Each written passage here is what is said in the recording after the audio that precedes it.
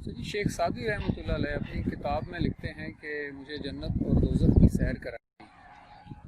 वो लिखते हैं कि जब मैं दोज़ख में गया तो देखता हूँ कि वहाँ पे एक मेज़ है जिस पर दोज़खी बैठकर खाना खा रहे हैं और खाने में सूप है। और वो जब सूप इस तरह से एक चम्मच में डालते हैं तो मसला ये है कि उनके ये हाथ सीधे हैं, जैसे इसमें रॉड डला होता है।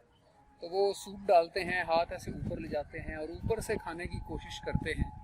तो बहुत कम है जो उनके मुंह में जाता है, ज़्यादातर उनके कपड़ों पे गिर जाता है और इर्द गिर्द, जिससे उनसे बहुत बदबू आ रही है और खाना भी सारा बिखरा हुआ है और उसी वजह से वो बहुत कमज़ोर भी हैं।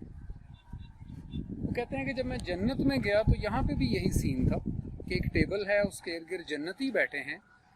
और वो भी इसी तरह से सूप पी रहे हैं और उनके हाथ भी सीधे हैं, यानी वो ऐसे बेंड नहीं हो सकते।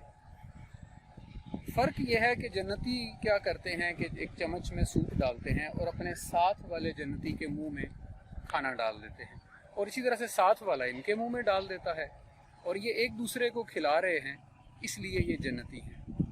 तो वो फरमाते हैं कि मैंने जन्नतियों और दोज़खियों में जो फ़र्क देखा है